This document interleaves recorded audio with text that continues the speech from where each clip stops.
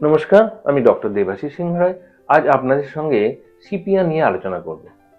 Homeopathy মেডিসিনের মধ্যে female medicine হিসাবে এর ভীষণভাবে নাম আছে। গাইনোকোলজিক্যাল বা অবস্ট্রাকটিভ কমপ্লেন্সে সিপিয়ার জুড়ি মেলা ভার। দেখুন, কোন কোন সিমটমসে কোন কোন পেশেন্টদের জন্য সিপিয়া সব থেকে ভালো কাজ করে সেটা তো বলবোই, কিন্তু শেষে বলবো ঠিক কোন পোটেন্সি যেটা ব্যবহার করলে রোগটা সম্পূর্ণভাবে নির্মূল হতে পারবে। যদি আমার ভিডিও ভালো লাগে প্লিজ একটু লাইক, একটু শেয়ার, আর যদি চ্যানেলে নতুন হন প্লিজ সাবস্ক্রাইব করতে ভুলবেন না।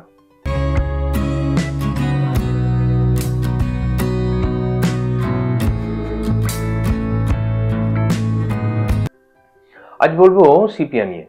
সিপিয়া মেডিসিন তো আমরা প্রথমে বলেছি এটা ফিমেল মেডিসিন হিসাবে বিশেষভাবে বিখ্যাত। এটা তৈরি হয় ক্যাটেল ফিশ থেকে। সিপিয়া মেডিসিন প্রথমেই আমাদের জানতে হবে কাদের সব থেকে বেশি ভালো কাজ দেয়। তো হোমিওপ্যাথিতে কিন্তু মেন্টাল সিমটমসের উপর সব থেকে বেশি গুরুত্ব দেওয়া হয়। কোন ধরনের মেন্টাল সিমটম থাকলে সিপিআর সব থেকে বেশি কাজ দেবে, সব থেকে ভালো তার ক্রিয়েটিভিটি দেখাবে, সেটা নিয়ে প্রথমে আলোচনা করে নিই। সিপিআর পেশেন্ট সাধারণত ফিমেলদের যাদের মধ্যে ইনডিফারেন্স ভাব, দেখুন একটা উইপিং ডিসপোজিশন থাকে, সব কথাতেই তারা যেন কেঁদে ফেলে, কোনো কথাই না কেঁদে বলতে পারে না। হ্যাঁ, তার পিছনে কারণটা একটু জানতে হবে যে কেন এরকম তাদের কেঁদে ফেলা ভাব, না কেঁদে বলতে পারে না। একটা ভীষণভাবে মেন্টাল সাপ্রেশন। ছোট থেকে একটা মেয়ে ভাবে তার বাপের বাড়ি থেকে যখন সে শ্বশুর বাড়িতে যাবে তখন সে একটু ভালো পজিশনে যাবে। আজকের যে অবস্থা বা তার শখ যেগুলো আজকে মিটলো না সেগুলো শ্বশুর বাড়িতে গিয়ে মিটবে, কোনো কারণে দেখা গেল সেগুলো ঠিকঠাক পূর্ণ হলো না। কেউ শ্বশুর বাড়িতে গিয়ে তার স্বামীর কথাটাকেই সব থেকে বেশি মর্যাদা দেওয়ার জন্য নিজের কথাটা থেকে চুপ করে রয়ে গেল, নিজের কথাটা প্রকাশই করলো না। এই যে সাপ্রেশন অফ মেন্টাল, এইসব যেসব পেশেন্টদের এগুলো দেখা যায় তার ফলে কিন্তু সিপিআর সিমটমগুলো, রোগের ডিজিজের সিমটমগুলো খুব বেশি আসে। শ্বশুরমশাইয়ের কথা শুনতে হচ্ছে, শাশুড়ির কথা শুনতে হচ্ছে, স্বামীর কথা শুনতে হচ্ছে, ফ্যামিলিকে যে সবটা দিচ্ছে কিন্তু ফ্যামিলি তাকে রিটার্ন কিছু দিচ্ছে না, তার কথাকে গুরুত্বই দেওয়া হচ্ছে না। তার সবটা দিয়ে সে ফ্যামিলির ভালো করার চেষ্টা করছে কিন্তু ফ্যামিলি তাকে মেনে নিচ্ছে না, তার কথা শোনা হচ্ছে না ঠিকঠাক। এই যে না পাওয়ার কষ্ট, এটা মেন্টালি সাপ্রেস হয়ে হয়ে তার মধ্যে মেন্টাল সিমটমটা ফিজিক্যালি কিছু সিমটমস দেখা যায় এবং তারপরে বিভিন্ন ধরনের রোগের উৎপত্তি হয়। তাদের জন্য খুব ভালো ওষুধ হচ্ছে সিপিয়া। আচ্ছা, আমরা জানি সিপিয়া পেশেন্ট বলা হয় যে ওয়াশম্যান সিনড্রোম, বা যাদের মধ্যে খুব বেশি যারা কাছাকাছির কাজ করে, লন্ড্রি ওয়ার্ক করে, আয়রনিং করে, তাদের কিন্তু যে কমপ্লেনগুলো দেখা যায় তারপরে যে অসুস্থতা হয় সেখানে সিপিয়া ভীষণভাবে কাজ দেয়। প্রথমে আসি, আমরা ফিমেল মেডিসিনের ক্ষেত্রে ভাবতে গিয়ে প্রথমে ভাববো যে ছোটদের থেকে কিভাবে সিপিআর কাজ দেয়। একটা মানুষের জীবনে প্রথমে ইয়ং এজটাকে দেখি। দেখুন, ইয়ং এজে প্রথমে ইরিটেবল, ভীষণভাবে ইরিটেবল হয়ে যায় পেশেন্টটা। বিভিন্ন ধরনের যে মেন্টাল সাপ্রেশনের কথা বলেছি, তারপর ভীষণ ইরিটেট হয়ে যায়, তার মেনস্ট্রুয়েশন ভীষণভাবে ডিস্টারবেন্স থাকে।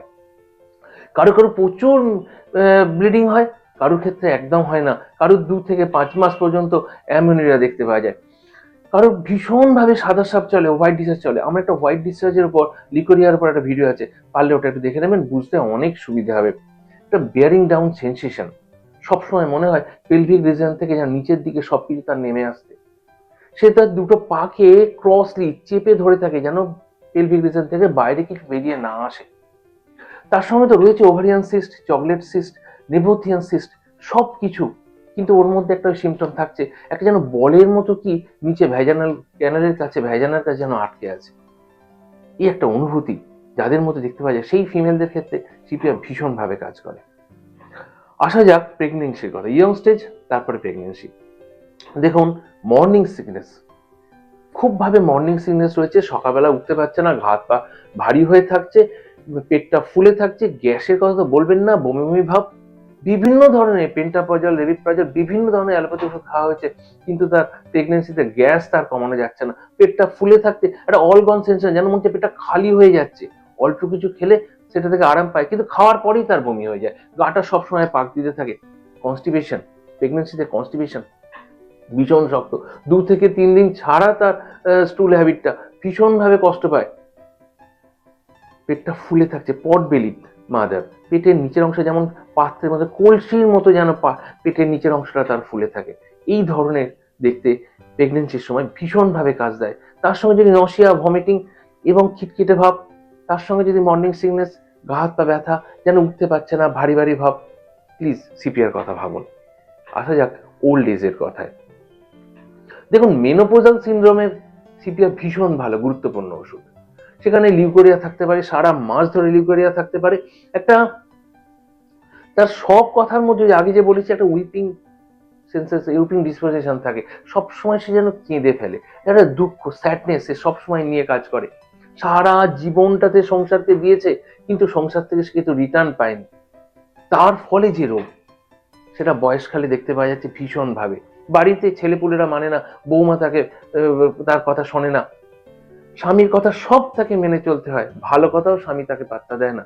তার ফলে এই যে মেন্টাল সাপ্রেশনের ফলে তার যেগুলো লিউকোরিয়া, পেট ব্যথা, পেটের মধ্যে প্রচুর গ্যাস ফর্ম, রাত্রে ঘুম আসে না, সারা দেহটা যেন গরম ভাব, সবসময় ফ্যানের নিচে থাকতে চায়, একটা ইরিটেবিলিটি, কিছুতেই যেন সে শান্তি পায় না, ইউরিন ইনফেকশন, ভীষণ দুর্গন্ধযুক্ত ইউরিন, একদম মানে পোলাপস ইউটেরাস, ইউটেরাসে পোলাপস দেখতে পাচ্ছে। হ্যাঁ, সেখানে একটা কথা ভাবতে হবে, যেন তার মনে হয় সমস্ত কিছু তার যেন বেরিয়ে চলে আসছে, পেলভিক রিজন থেকে যেন সবকিছু প্রোট্রুড হয়ে যাচ্ছে, সব বেরিয়ে চলে যাচ্ছে, এরকম একটা সেন্সেশন। সে পা দুটোকে চেপে ধরে, আগে বলেছি, পা দুটোকে যেন চেপে বসছে, যে চেয়ার টেবিলে বসবে সেখানেও পা দুটোকে একটা পায়ের উপর পা চেপে বসার চেষ্টা করে, যেন দমটা বন্ধ করে চেপে থাকলে তার ভালো হয়। এছাড়া মাথার যন্ত্রণা, হেডেক, সিপিআর ভীষণ ভাবে কাজ দেয়। ভার্টেক্সটা মাথার উপর অংশটা ঠান্ডা অনুভূতি, মাইগ্রেন, সিপিআর ভীষণ কাজ দেয়। আমার একটা মাইগ্রেনের উপর ভিডিও আছে, প্লিজ ওটা দেখবেন। সিপিআর পেশেন্ট যেখানে কোনখানে মাইগ্রেন আপনি সিপিআরটা ব্যবহার করবেন, যেখানে মাইগ্রেনের যন্ত্রণাটা ঘুমোলে বাড়ে। হ্যাঁ, সিপিআর ক্ষেত্রে কিন্তু দুপুরে ঘুমোলেও মাইগ্রেনের মাথা যন্ত্রণা বৃদ্ধি পায়, রাত্রেও বৃদ্ধি পায়। ল্যাক্সিসের সঙ্গে এখানে ডিফারেন্সিয়েশন আছে, ল্যাক্সিস শুধু রাত্রে বৃদ্ধি পায়, কিন্তু সিপিআর শুলেই বাড়ে। অদ্ভুত ব্যাপার। এনুরেসিস, বাচ্চারা বাথরুম করে ফেলে, বিছানায় বাথরুম করে ফেলে, ফার্স্ট স্লিপ, প্রথম ঘুমানোর পরেই তাদের বাথরুমটা করে ফেলে। সিপিআর ভীষণ ভালো ওষুধ।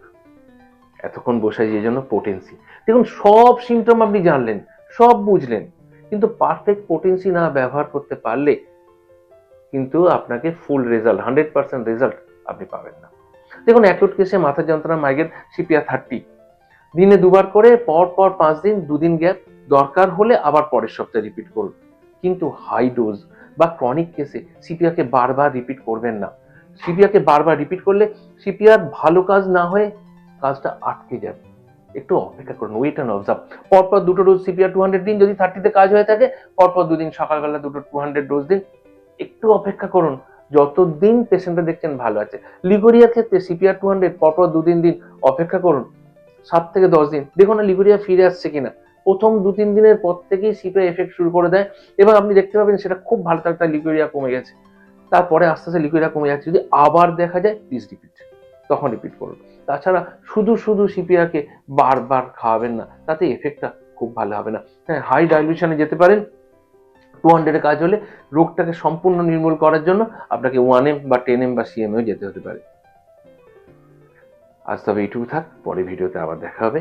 আপনাদের যদি কোনো প্রবলেম থাকে প্লিজ আমাকে বুধবার, বৃহস্পতিবার, শনিবার সন্ধ্যে 7:30 থেকে 9টা এই সময় ফোন করুন, আমি আপনাদের সাহায্য, সব থেকে ভালো মেডিসিন যেটা আপনাদের কাজে লাগবে সেটা নিয়ে বলবো, সেটা প্রেসক্রিপশন করবো।